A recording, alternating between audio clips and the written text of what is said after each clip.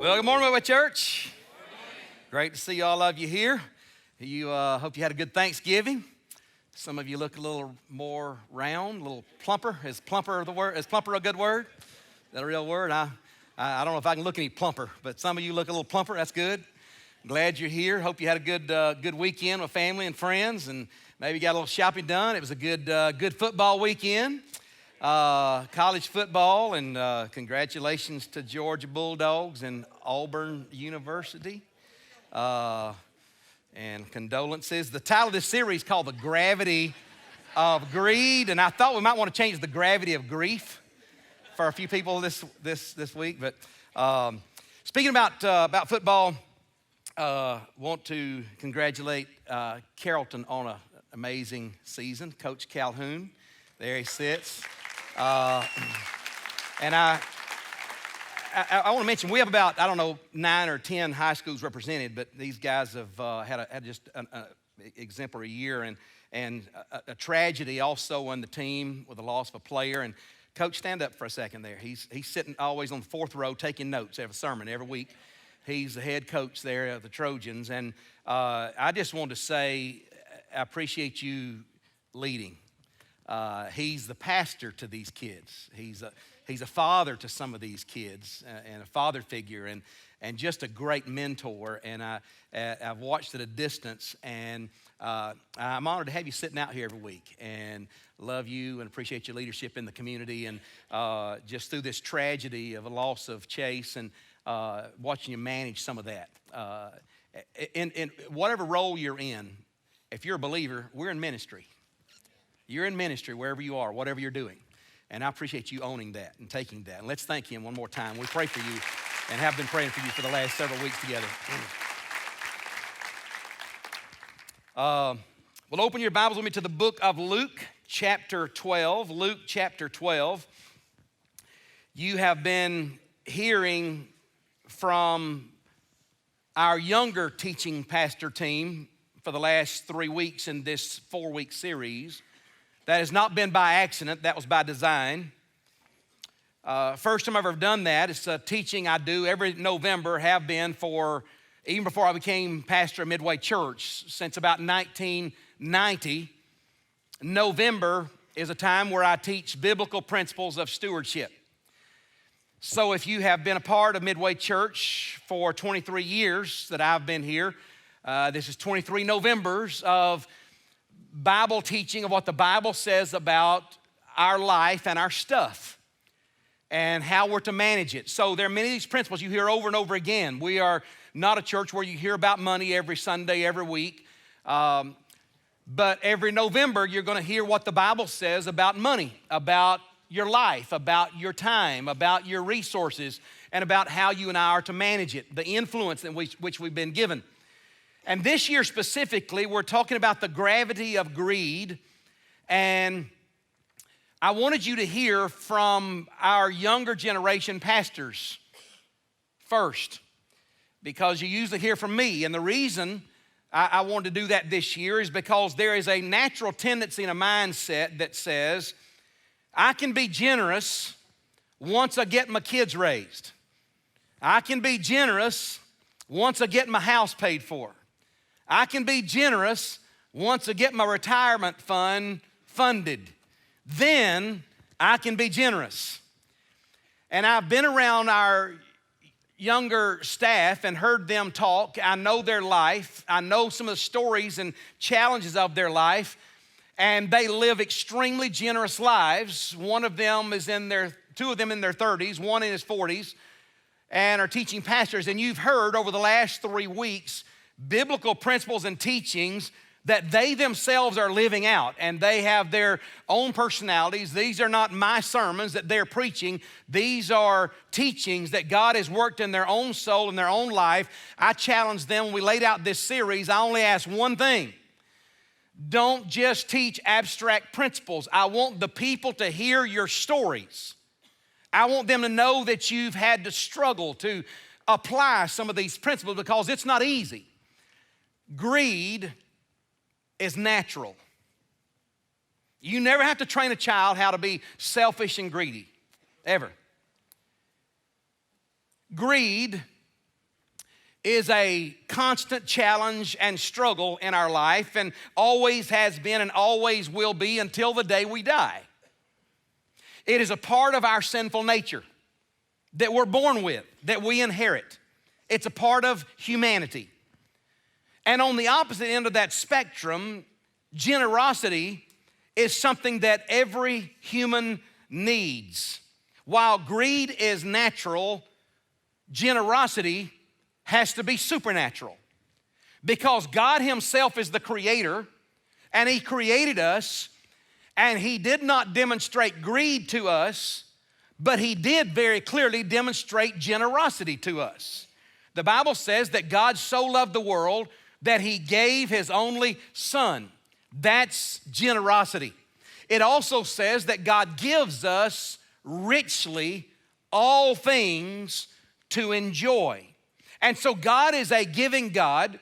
He's not a selfish God. He is a very generous and gracious and kind God. We often wonder, what kind of God do we have? God is a generous God. He has demonstrated his generosity to us. And so generosity is something that we have to work towards. We blast through the gravity of greed to become generous in our life, and it's something that will never be automatic. It's something that will never be easy. You have to have a system. You have to apply discipline. You have to make consistent decisions, and you can't just make it once. You have to make it for an entire lifetime and keep on making it, because greed will move in and take over in your life at any given moment. It's something that you have to constantly conquer. So with that said, I want to talk to you this morning in this final message of this series, and I'm simply calling it Moving to the Realm of Generosity. Moving to the realm of generosity. We're in Luke chapter 12, beginning in verse 13. We're going to be in two key passages today, Luke chapter 12 and 1 Timothy chapter 6. So those are my two key points, all right? If you're a note taker, and I hope that you are, point number one is simply Luke chapter 12, verse 13 to 21. That's real complicated, isn't it? Luke chapter 12, verse 13 to 21. You ready for the word? Say, I am. Luke 12, verse 13. Here it is. Someone from the crowd said to Jesus, "Teacher, tell my brother to divide the inheritance with me." "Friend," he said to him, "who appointed me a judge or arbitrator over you?" He then told them, "Watch out and be on guard against all greed, because one's life is not in the abundance of his possessions." Then he told them a parable. A rich man's land was very profitable, and he thought to himself, "What should I do with all my stuff and all of my crops, since I don't have anywhere to store my crops? I will do this," he said. "I will tear down my barns and build bigger ones and store all my grain and my goods there. Then I'll say to myself, you have many goods stored up for many years. Take it easy, retire, eat, drink, and enjoy yourself." But God said to him, "You fool, this very night your life is demanded of you, or your soul is demanded of you, and the things you have prepared, whose will they be?" Verse 21, "That's how it is with the one who stores up treasure for himself and is not rich toward God." Point number one, Luke chapter 12 and verse 13 through 21. I've divided this passage into four basic concepts, and I just want to sort of go through and let the passage teach and speak for itself. Number one is the request. I love this request in verse 13. It's a request that many people have thought today or have dealt with today. It says, someone from the crowd said to Jesus, "Teacher, tell my brother to divide the inheritance with me." It's a family debate over inheritance. Two brothers, and one says, "My brother's taking all the inheritance. Tell him to divide it with me." It's interesting that Jesus speaks at least twice about inheritance, and in both cases, he gives negative, harsh teachings surrounding inheritance. Fact is, inheritance is oftentimes a lightning rod in families' lives, and it's difficult to manage through some of the stuff and trappings that go along with inheritance. Now, are you saying that inheritance is bad? No. I'm glad my parents left me something. I hope to leave my kids and grandkids something, but I think it's also important to understand that inheritance is more than just stuff. I inherited some things, some land, from my parents. My parents didn't have money. Matter of fact, when they died, they had many more bills than they had money. And it was a long process of working through all that, but they had land. And I remember them sitting down with my brother and me and saying what they wanted to do with the stuff. It's a conversation we're all going to have to have. We have collections of things. My dad was a collector of simple things. He was a gun dealer. He was a knife dealer. So he had knives. And occasionally in those last 5 years, Dad would come to visit for a meal or just to sit on the porch or something. And every now and then he'd pull something out of his pocket and he would just say, "Don't know how much longer I've got, but here, I want you to have this." I think that's a wise thing. If you have something that you want somebody to have, you need to pass it on to them or write it down so it's not a bunch of, "Oh, I want that quilt," or "They told me." Don't tell anybody anything. Write something down, all right? Go chisel it in stone somewhere, because everybody's always telling somebody something, and you know somebody's lying if they said it to like 12 different people, all right? Inheritance can create challenges. Now, that inheritance is a good thing. The Bible even speaks about a wise man leaving his kids and grandkids different things. But Jesus gave very harsh warnings about inheritance. There was one situation where two brothers, one of them said, "Dad, I want my inheritance now." And he went and spent it all and ended up eating with the pigs, and then came back and was at home. That's a parable, a story. In this case, a man says, "Lord, tell my brother to divide the inheritance with me." And Jesus gives this warning to him. Second, not only this request, but this warning. He says, you need to know that life does not consist of the abundance of his possessions. Here's what we oftentimes do. Here's the real challenge that we face. And I think the one regarding inheritance sometimes for us. We have a tendency to think that when we get that big lump sum, wherever it comes from, we get that lump sum, then we're going to have some real life. Then I can really do some real stuff. I can go somewhere, I can buy something, I can pay something off. There's a level of living that all of us have imagined that exists out there somewhere, that if we only had a certain lump of cash or stuff at one time, then we could really have something. We could enjoy an essence of life that we only dream about. There's not a person in this room who hasn't dreamed of winning the lottery. Not one. Now, there may be folks in the room who have never bought a ticket, but you still said at some point, "Man, what would it be like?" We hear about somebody winning $5 million or $10 million or $100 million. What would it be like? I'll never know what that's like, but I sure would like to try it for one day, just one day. We go through that process. Have you ever never gone through any kind of process like that? I want the liars to go ahead and identify themselves. Okay. We imagine somehow that we're going to get a better life if we get a better house or a better car or a second home, or we go on this trip. I'm there. I lived that life too. I battle with the same stuff that you battle with. We're all made out of the human stuff, and greed is attached to the human race. There's never quite enough. There's always a little bit more that we believe if we had just a little more of that, then we're going to have real life. And we're going to come back to that thought at the end of this message. So we have a request. We have a warning. Jesus said and gives this warning, "Who made me an arbitrator or a judge over you? Watch out and be on guard against all greed." Be careful about greed. Watch out about greed. This man thought that if he could get his inheritance, or if he got cheated out of his inheritance, he'd be cheated out of real life out there somewhere. I remember saying to my parents when they sat my brother and I down and had their will, and I just felt like I had to say it. I remember saying to my mom and dad, you can't have these conversations without a tear or two flowing.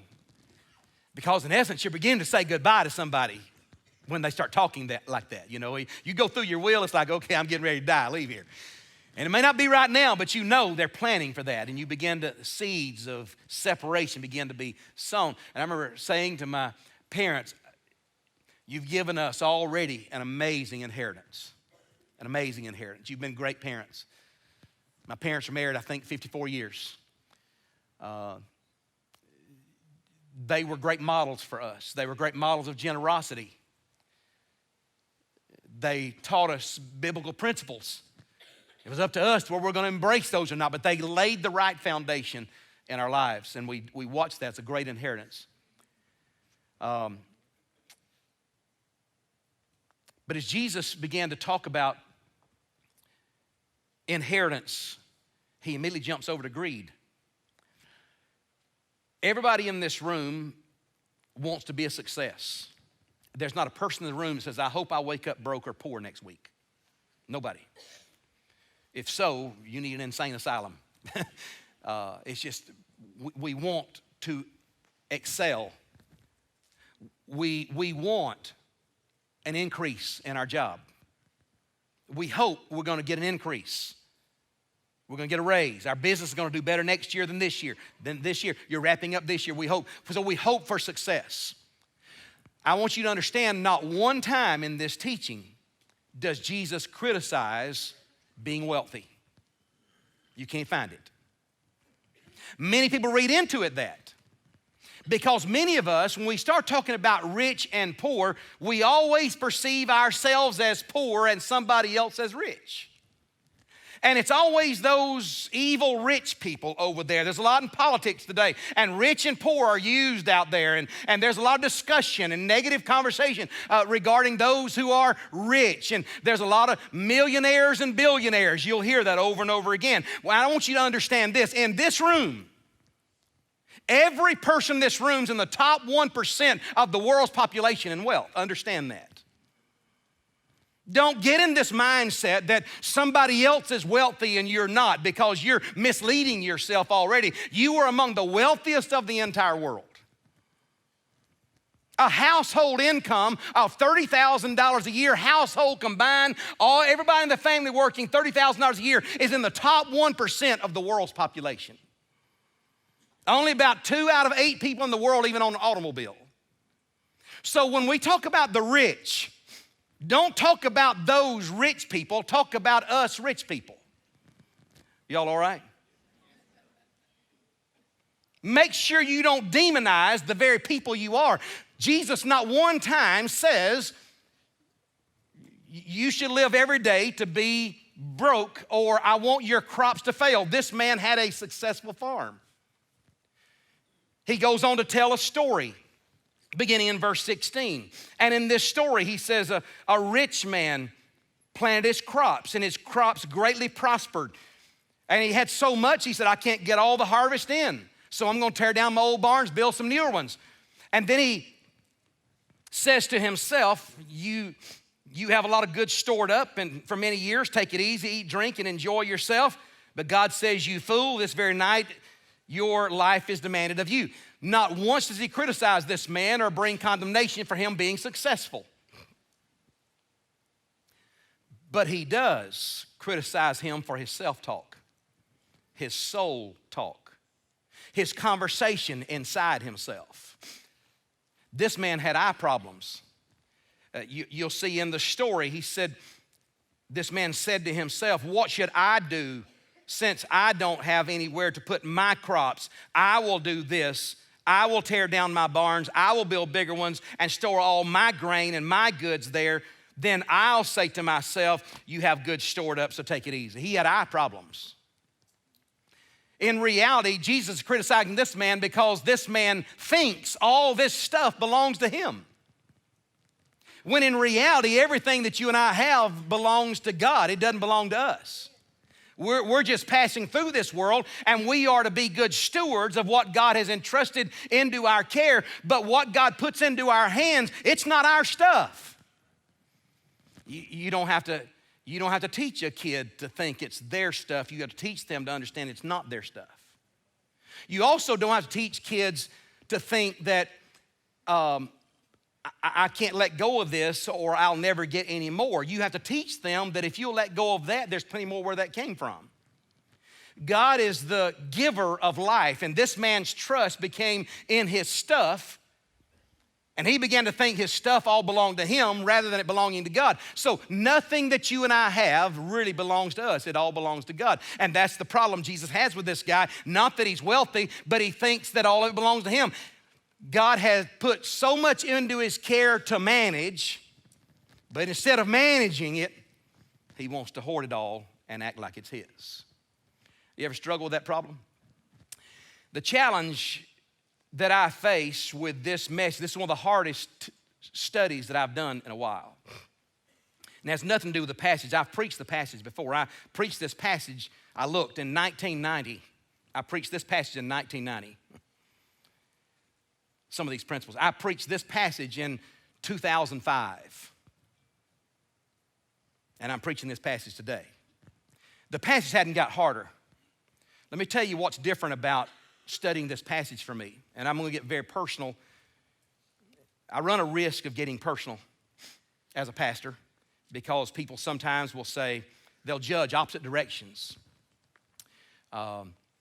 They sometimes will say, well, you shouldn't let the left hand know what the right hand's doing. The Bible teaches that principle, and I agree with that. You shouldn't go around boasting about what you've done.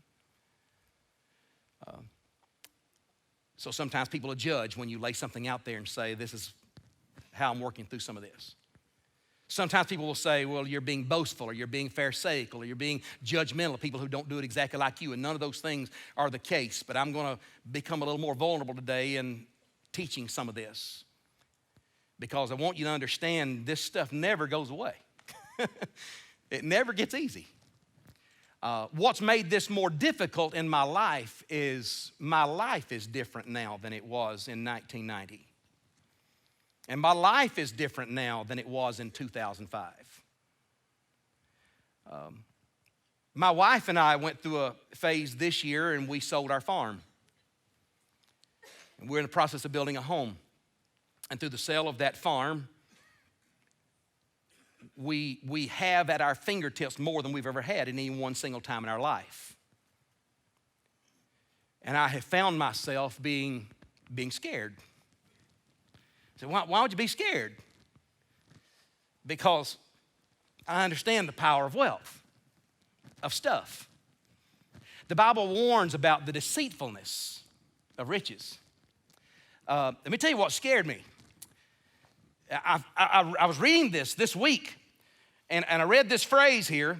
This guy had so much stuff. He said, you have many goods stored up for many years. Take it easy, eat, drink, and enjoy yourself. And I found myself, after going through that transaction in my life, I found myself going, phew. Maybe now I can relax a little bit about the future. And then I read that passage. And I almost wanted to curse at myself. In West Georgia, we say cuss. I almost wanted to curse at myself. It's the same old trap. And what it begins to reveal is that in my own soul, that during that season, there was a time there that I found myself trusting in the stuff that I had set away, that I had put aside. I was trusting in the stuff. And by the way, as a believer, if you're trusting in the stuff has become God, not God himself. And it's a battle that every one of us have to work through day by day by day by day, and it never gets easy. It's easier to manage a little bit than it is to manage a lot. I'll lay this out there. My personal doctor was in the first service. He attends here, and I had to send him a text about 2 weeks after we sold our farm. And I'd been checking my blood pressure, and my blood pressure was climbing. My blood pressure was great coming through summer. I'm at that age where you almost check it every day, you know. I was checking, it was climbing. My bottom number was getting triple digits all of a sudden. I'd never faced triple digits in the bottom number, and I'm on some basic blood pressure medication. We sold our farm, and I had less worries, less concern, less issues to deal with, less hectic schedule. And I just knew after 3 or 4 or 5 weeks, my blood pressure would go down several notches and be like normal people, quoting 120 over 80. No. I'd say, I don't know what's going on inside of me. What's going on inside of me? What's happening to my body? What's happening inside of me? And there ain't but one change that's happened in my life in the last several weeks. And that is that I've gotten out of debt. And it very well may be some connection. I don't know. I'm still working through that. It's a part of the fear and part of the struggle. We have a tendency to think that if I could only acquire this, and if I could only do this, if I could only make that deal, or if I could only have that transaction, or if I could only sell this, or if I could only get that job, or if I could only get my kids graduated, or if I could only get my retirement funded, or whatever that is out there, we think real life is going to happen out there someday, and it's always attached to us acquiring a certain amount of stuff. And it's an illusion. It's not true. Wealth and riches will lie to you. It will tell you that's where life is. Real life is out there in that stuff. And it just simply is not. I was reminded that I should have had the same level and measure of peace and trust before the transaction as after, because God didn't change through any of that. You're going to find yourself walking right there from time to time. And Jesus warned him, be careful about greed. Be careful about the trappings of stuff. Because that's how it is with one who stores up treasure for himself and is not rich toward God. That's the lesson. Now I underline this little phrase, and is not rich toward God. While Jesus never criticized the man for being wealthy, he did criticize him for being wealthy toward himself and not wealthy toward God. You can be wealthy and wealthy toward God. You can be poor by this world's standards and be wealthy toward God. When I travel to third world countries, it's almost inevitable I'll stay at a home. And oftentimes, these impoverished people will want to give me something. And it'll be some simple something. But to them, it's not simple. It cost something. I'll never forget being in Burkina Faso, West Africa, and hamburger meat was $7 a pound. I went to the market and saw $7 a pound. Average household income, $100 per year. Per year. And they're eating grits, virtual grits, every day. Every meal. Sometimes a little gravy. And I get ready to leave. My shoes cost more than their annual income.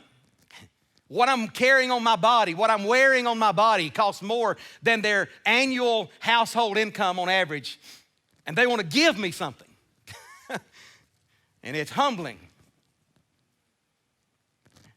Generosity is not determined on how much a person has.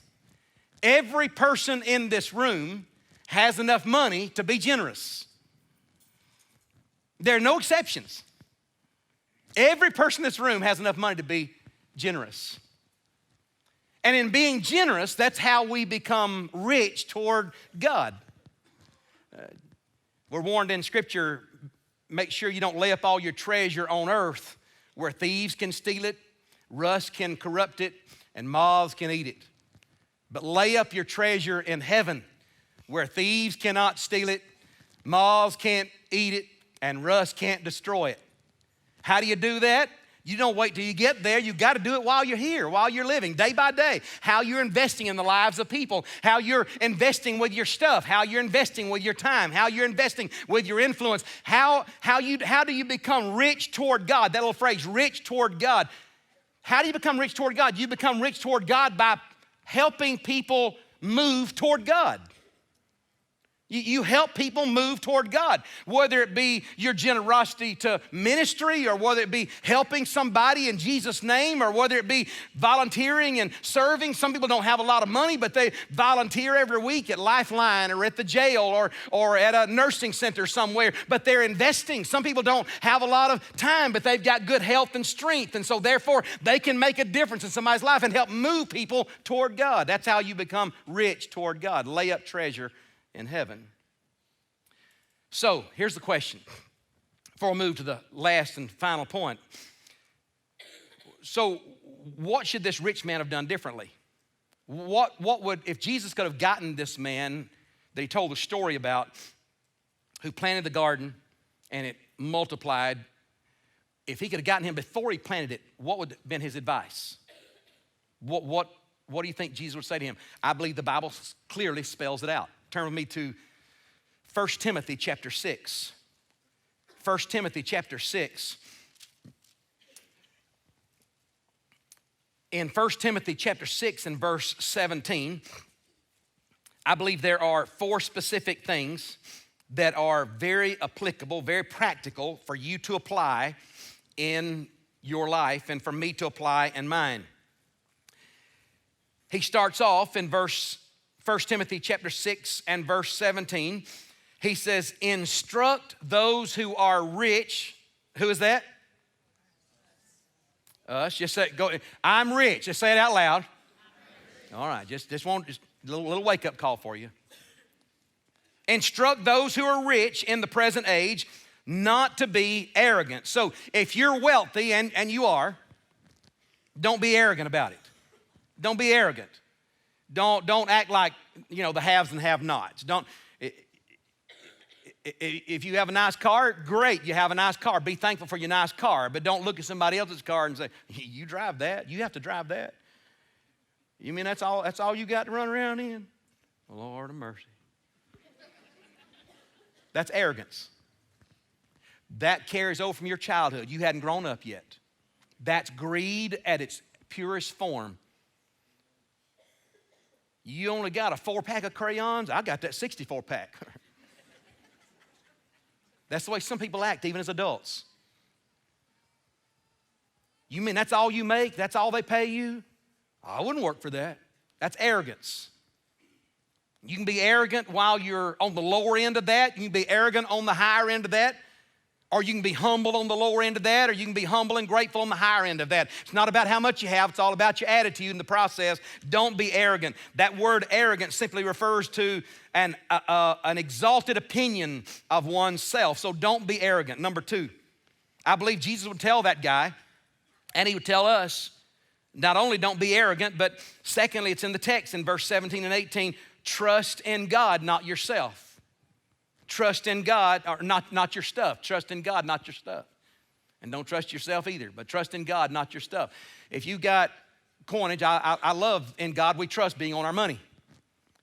I don't think a lot of people understand the irony of that, in that most of us trust in our money, not in God. And we have it printed on our money to remind us that we don't trust in the money, but we're to trust in God. It should alarm you. It should alarm you if you have, and that's what it did to me, faith-wise, spiritually. It alarmed me when I found that I had more of a mindset that I'm okay, I'm in better shape. I'm in a better financial condition when I got more than when I had less.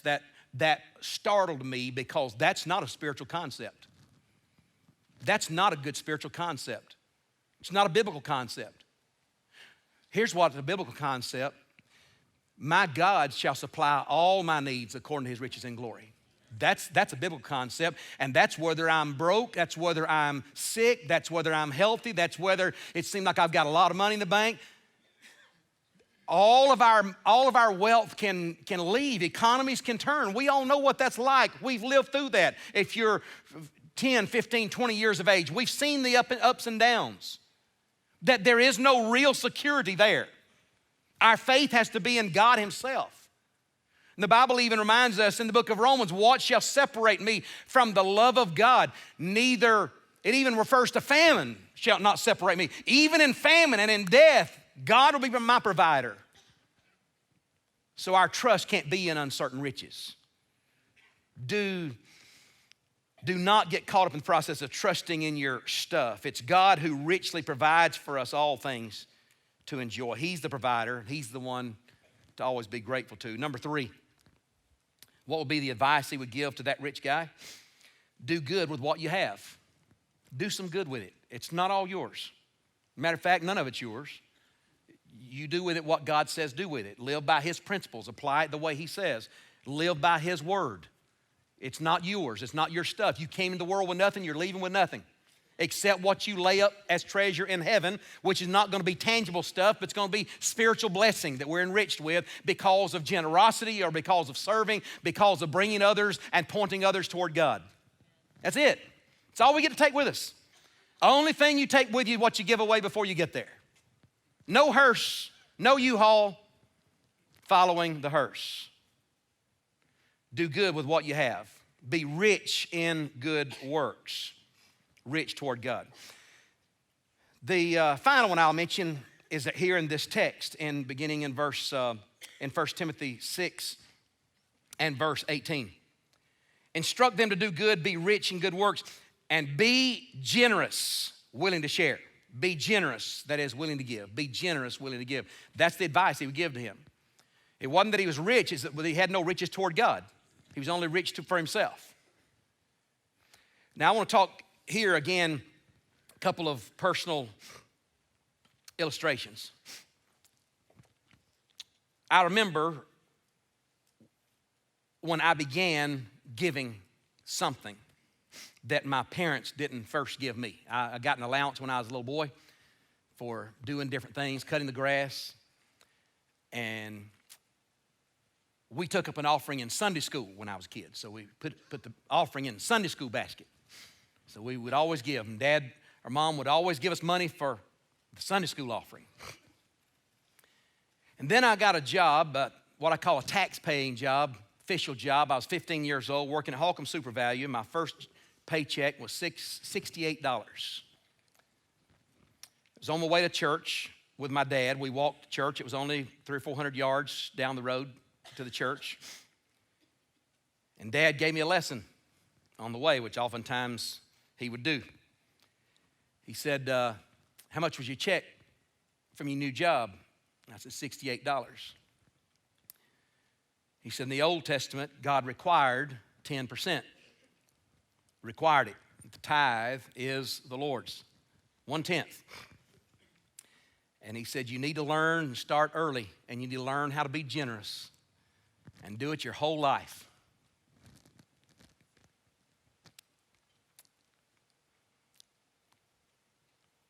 He said, so today when your offering basket comes by, he said, you've opened up your checking account. He said, you need to write a check for at least $6.80. And I wrote it for exactly $6.80. The rest of that was mine. I bagged groceries for that money. Started that when I was 15 years old.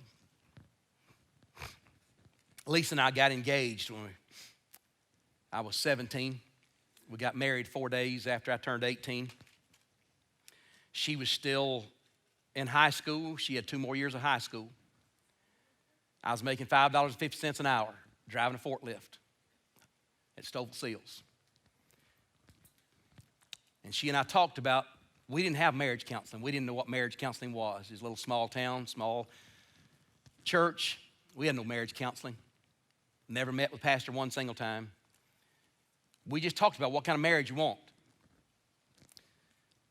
And I remember specifically one of the things we talked about is we're going to tithe. I'd been tithing now since I was 15. We're going to tithe. And we did. And it was tough. I went to college during those same period of time. I stretched a 4-year degree into 12 years. But when I got finished, it was paid for when I graduated. And we worked and we tithed.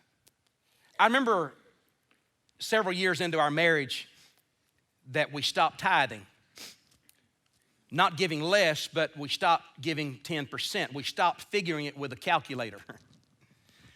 And we started trying to move toward a generous heart. And we started being generous, and we gave above the tithe. We were having a campaign in our church to build a building. We had one little car, had almost 300,000 miles on it. There was a hole where the clutch was in the floor. You could see the floor. And I'd been saving some money. And I thought, I'm going to buy me a little pickup truck. And I had about $2,000 saved up. And it came time for that campaign, and God said, I want that $2,000. And I want a certain amount per month. And we made a commitment per month for 2 years for that building campaign. There went my truck money. And for the first time in our life, we started giving above a tithe. We stopped tithing and began giving above what was required in the Old Testament. And we began to experience the blessing of generosity. I could tell you story after story through those years how God has provided, and some of it has been a challenge. There was a time when we ate our groceries out of the church's food ministry, just like Lifeline. I love our Lifeline ministry. I've been on the side where you have so much more month than you do money, okay? And it's there. Don't be ashamed ever to take advantage of our Lifeline food ministry. We give away 30 to 40,000 pounds of food per month. Did you get that? This church gives away 30 to 40,000 pounds of food every month. And we're glad to do it. Don't be ashamed to ask for it if you need it. We're here for that. But there are 3 types of giving that we use. And I'm going to tell you our story. One is give systematically. Give systematically. Your soul needs systematic giving because greed will keep pushing its way back in. Your soul needs it. You need a systematic way that just says this is going to happen. It's like clockwork. And we live in an automated age. We have systems. How many of you pay your bills through your bank? You have a little banking deal there. I love that thing. Never have to write an envelope again. It's awesome. Twice a month, my wife and I, just like anything else, there's a certain amount comes out and comes back to Midway Church. And that's part of our generosity and part of our giving process. And you say, well, that's so sterile. There's no worship in that. We made the decision years ago. It's been done. But yeah, I understand that part, and I understand that giving is also an act of worship, and sometimes we miss putting it in the basket or giving it directly. So do both.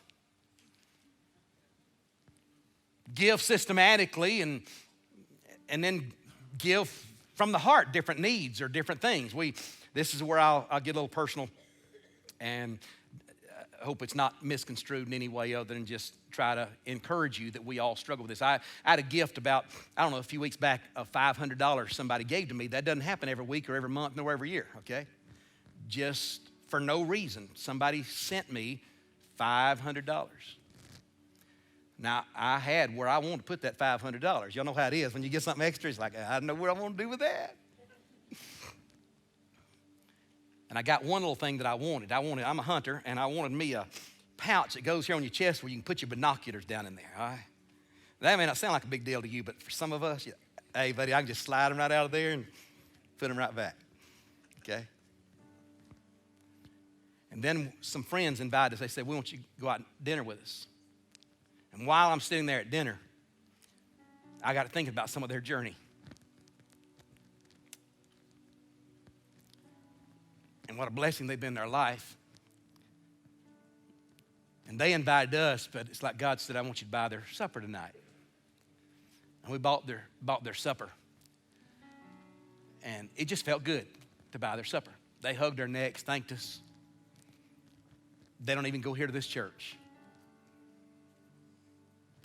But it was just a blessing to do that. So there went part of my $500. And I got a Facebook post from somebody I don't really even know. It was a private message, and they said, Pastor Todd, we know who you are. We're struggling. Do you know some ministries in the area that could help us? My husband fell out of a deer stand. a few weeks ago. Hadn't been able to work since. Don't really know what to do. And God's in my spirit. I don't know these people. But in my spirit, God said, here's how much I want you to send them. So I had to send it back and say, if you'll send me your address, I want to send you something. I had $100 left from my gift. It was a $100 bill stuck in my pocket, in my wallet. And there was a couple that had been struggling because he couldn't work much. His construction and weather had been bad. And they sent word. First time ever they'd asked for food from our food ministry. And we got them food for the food ministry. And I was the one that was there to hand it to them, deliver it to them when they came to pick it up. And I just felt in my spirit, God said, I want you to give them that $100 bill too. And there it went. There went my $500. But it wasn't my $500. I didn't have it to begin with. It wasn't mine. Oh, for a moment or two, it felt like mine because it had my name on the check. It had my name on the check, but it wasn't mine. That was all last week. And before I went on a 3-day hunting trip last Sunday afternoon, I did a funeral. Precious family. And I didn't ask permission to tell this story, and many of you won't know who they are, but I hope they're not offended by me sharing it. But they gave me $500 for doing that funeral. I've never been in my life been given $500 for doing a funeral. And this doesn't happen every week, nor every month, nor every year, but it happened twice in the last 3 weeks. So I hadn't cashed that one yet.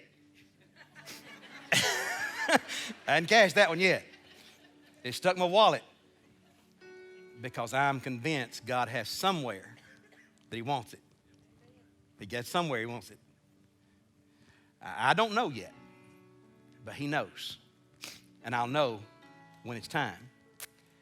Now, all I'm saying to you is we get opportunities to give spontaneously. It's not natural. On both of those, my first thought when I got both of those gifts is I already had imagined what I wanted to go to, what I'm going to buy me, what I'm going to buy me. Did you get that? What I'm going to buy me, because I can buy it with that. That's new. I didn't expect it anyway. I can buy it with that, and it won't take out this other stuff, so I can buy that from me. And then I'm reminded of that verse that Jesus said, so is the man who's rich toward himself, but it's not rich toward God. Wow, what a warning. We got to finish. There's one more. It's called giving supernaturally. And there are times that God asks you to give something you say, God, there ain't no way, but if you will, he will. There's more where that came from. Illustration I have for that, you remember when I said God wanted the $2,000 many years ago? At least now we're in our 20s. And the truck money? I had just written down what it was going to be. It's honest goodness truth. Same day. And I'm not saying God's going to do this for you. We all have our own journeys. We have to overcome our own fears. It's a walk of faith. But I'm just telling you, God will meet you in your faith. He will meet you. Some of you are waiting until you have, I can't afford to have kids. I can't afford to get married. I can't afford to get a house. I got to wait.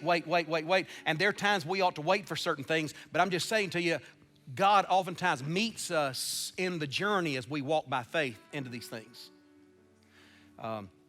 So we gave that. I got a phone call from an old man that I'd led to Jesus.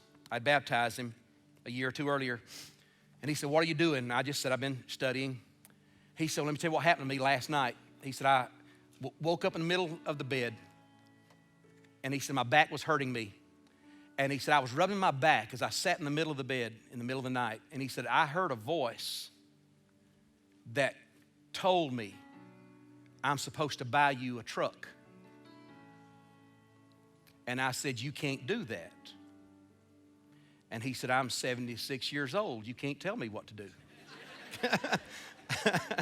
And I said, you can't do that. He said, I have to do that. He said, I'm telling you, this is a man that had been a harsh pagan for most of his life, brutal to Christians. But God transformed his heart. He wasn't making anything up. He didn't know anything going on in my journey. He didn't know what was going on in my life. And he said, I'm convinced God told me I'm supposed to buy you a truck. And he said, you either got to go buy it or I'm going to buy it and bring it to you. And he said, just see if you can't keep it around $4,000 or $5,000. It was a better truck than I was going to buy for myself. All I'm saying to you is God will meet you where you are. I don't know what your needs are, but he's looking for our steps of faith. He wants you to move into the realm of generosity.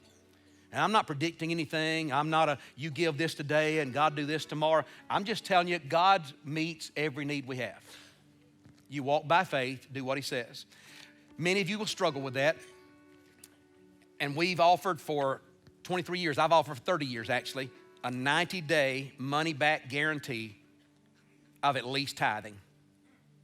If you've never entered into that realm and stepped over into that, if you desire, if you attend here, if you fill out that little card, just put your name and email and phone number and check the box that for the next 90 days, you'll give at least 10%. That's what God required in the Old Testament. But you'll at least do that. If after 90 days you feel it was a mistake, you come to me privately. Nobody will ever know. We will write you a check for every dime you've given over the 90 days and give it back to you. You can't lose. Okay? All we're asking is for you to trust God. We'll meet you in that trust. So if you'll take that, you got one of those. And we're going to ask our ushers to come and receive them in a moment. I'm going to ask you whether you fill it out or whether you don't, okay? Whether you fill it out or whether you don't. Everybody, just take that card. You don't need it at home or anything unless you want to go pray about it or something. But you just fold that one time. Our ushers are going to receive those in just a moment. So some of you don't have to do this. You're already doing that. Ushers, go ahead and come. While we're doing that, come on down, ushers. We're out on this side. There we go. It won't take but a second to fill those out. Go ahead. Just drop that in there. Fold it once, drop it in there. Lisa and I, every year in December and January, when I talked about giving systematically, we evaluate every year on 3 things. This will help you financially, not just on giving, okay? It'll help you on some other stuff. 1, what are you saving? How are you paying off the debts that you owe? And so every December, January, that's the transition between Christmas and New Year's. I usually go into our banking system, and if I've gotten any kind of increases,